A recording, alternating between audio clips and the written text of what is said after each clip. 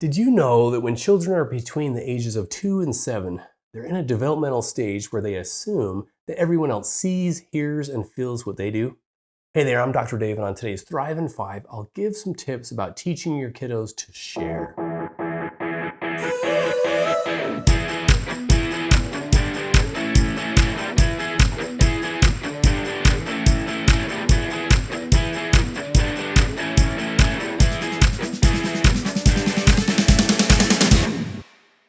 If you're a parent of a young child, chances are you've had an experience where you've asked them to take turns or to share with you or with another child.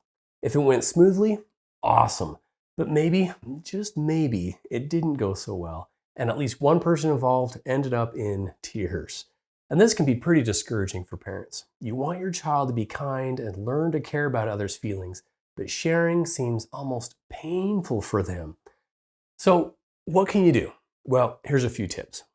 First, try to understand what sharing is like from your child's point of view. Little kids have a really hard time understanding how other people think and feel. And most kids think almost everything belongs to them. They might even feel like it's part of them. As you might imagine, that makes it really hard for them to share and to learn why they even should share. If you think about it, even adults have a hard time sharing sometimes, right? We just don't see it the same way as kids. So don't worry too much or be too quick to label your child as selfish if sharing is tough for them. It's totally 100% normal. It's probably not so much that you're being a bad kid as that, one, they feel really attached to what they see as theirs, and two, they have a hard time seeing the situation from another point of view. Empathetic thinking takes some time to learn, and just like it is for adults, sharing is especially hard for kiddos when they're tired or hungry, or when they feel threatened by other kids. All right, second tip, don't force them to share or scold them when they don't want to. If they don't want to share something, resist the urge to call them selfish or mean. Those kinds of things only teach them that sharing is no fun, and they want to do it even less. As with many things, kiddos like to have sharing be a choice, and sometimes they might choose to not share. When that happens, you might offer the other child a different toy or activity to distract them. All right, tip number 3, praise kiddos when they do share. It helps them know that sharing is good. For example, if you see them share a toy with a sibling or friend, you could say, "Oh, thank you for sharing. I bet they feel so happy that they get a turn." Encouragement, not force or punishment, is most likely to work long term and actually help them learn the social and emotional skills they need. They may not be really good at sharing until they're about 5 or 6, but if you make the effort to notice and celebrate when they do share, it reinforces that positive behavior and makes them more likely to do it more often. Fourth tip, teach sharing by example.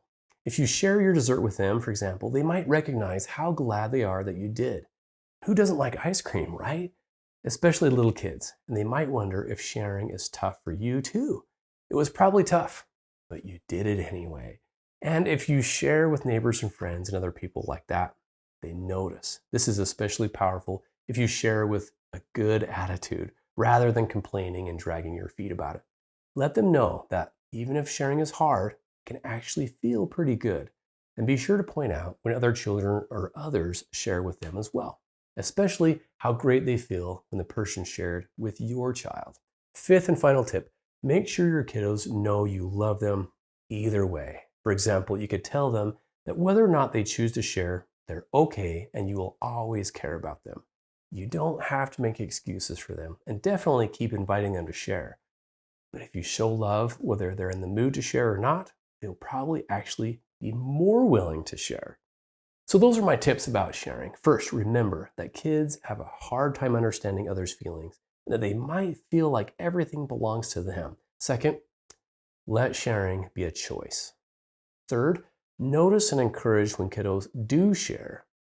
Fourth, teach sharing and a good attitude about sharing by example and point out when others share with them. And fifth, make sure you show love whether or not they choose to share.